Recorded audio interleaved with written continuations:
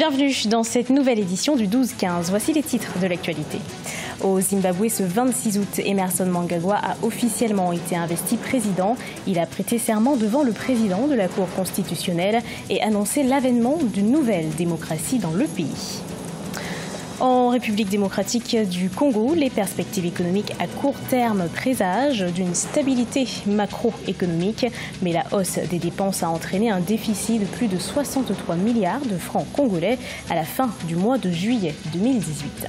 Et puis en Côte d'Ivoire, après un mois de compétition, le super tournoi d'Abras s'est terminé ce 25 août. Cette deuxième édition a été remportée par le club Citerane.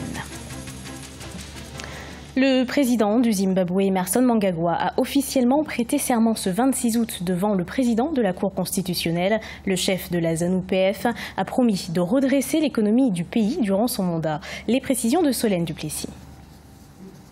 Emmerson Mnangagwa, officiellement investi président du Zimbabwe à l'issue d'une élection présidentielle contestée par l'opposition le 30 juillet dernier.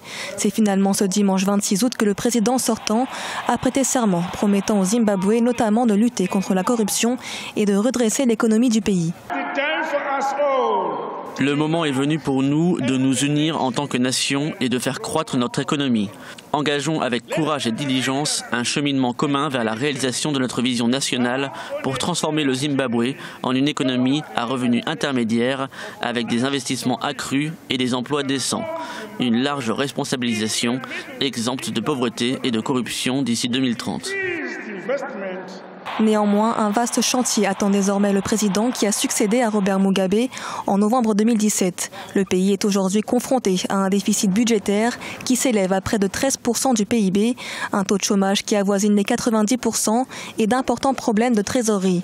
Une situation que l'ancien vice-président sous l'ère Mugabe a promis de restaurer, notamment en attirant de nouveaux investisseurs internationaux. Comme c'est un homme d'État, c'est un homme qui connaît tous les rouages de la politique, non seulement zimbabwéenne, mais régionale. Non, mais alors, on le jugera beaucoup plus dans les nominations qu'il va faire au niveau de la Banque centrale, au niveau de son gouvernement, et on le jugera aussi par rapport aux gages qu'il donnera aux investisseurs étrangers pour revenir vers les Zimbabwe, parce que les nationalisations des fermes agricoles, bien qu'appartenant aux Zimbabwéens, avaient fait peur à beaucoup d'investisseurs qui avaient fui le pays. Lors de son discours d'investiture, le chef de la ZANU-PF a annoncé une aube de la Deuxième République et l'avènement d'une nouvelle démocratie au Zimbabwe. Toutefois, les contestations restent vives du côté de l'opposition depuis l'annonce des résultats le 30 juillet dernier. En signe d'apaisement, le nouveau chef d'État a promis l'ouverture d'une commission d'enquête sur la répression de la manifestation post-électorale de l'opposition le 1er août. Pas de plafonnement dans le financement des campagnes, autorisation du financement par des fonds étrangers. Autant d'éléments que déplore la société civile à Madagascar. À moins de 3 mois du premier tour de l'élection présidentielle, le manque de réglementation dans le financement des campagnes électorales des candidats inquiète.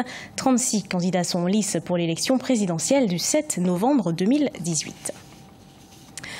Les perspectives économiques à court terme sont bonnes en République démocratique du Congo. Elles présagent d'une stabilité macroéconomique, une stabilité qui dépend des prix intérieurs et des dépenses relatives au processus électoral. À la fin du mois de juillet, les opérations financières du pays étaient en déficit de 63,6 milliards de francs congolais. Reportage de notre correspondant Jacques Mboka. 63,6 milliards de francs congolais, c'est le déficit enregistré à la clôture de l'exécution des opérations financières de l'État en juillet en République démocratique du Congo. Quant aux réserves en devises, elles ont connu un déficit de 44,4 millions de dollars. Une situation qui s'explique par la hausse des dépenses, notamment celles relatives au processus électoral. Sur le plan des réserves internationales, nous sommes aujourd'hui à plus ou moins 1,130 milliards, donc plus ou moins un mois, mais il faut faire un effort pour atteindre 3 mois pour être dans le programme de coopération monétaire en Afrique. En ce qui concerne les marchés d'échange, l'on note une stabilité du franc congolais.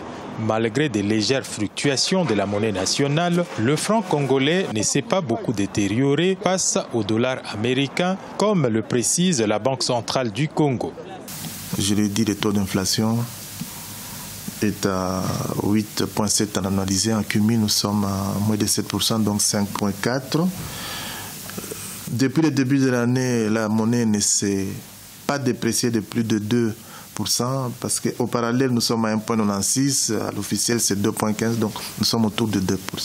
Les perspectives économiques à court terme présagent une stabilité macroéconomique. Toutefois, cette stabilité dépendrait de la situation économique et financière intérieure ainsi que du comportement du Trésor en ce qui concerne les dépenses relatives au processus électoral. Les producteurs de café kenyans pourraient bientôt exporter directement leur production vers les États-Unis sans passer par le biais des intermédiaires. Pour les agriculteurs, il s'agit d'une opportunité qui pourrait leur permettre d'améliorer leurs revenus.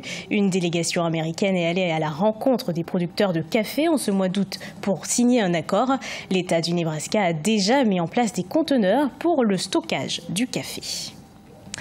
Fin de la 3e édition de l'Université d'hibernage du panafricanisme. Elle s'est déroulée du 23 au 25 août 2018 à Ouagadougou.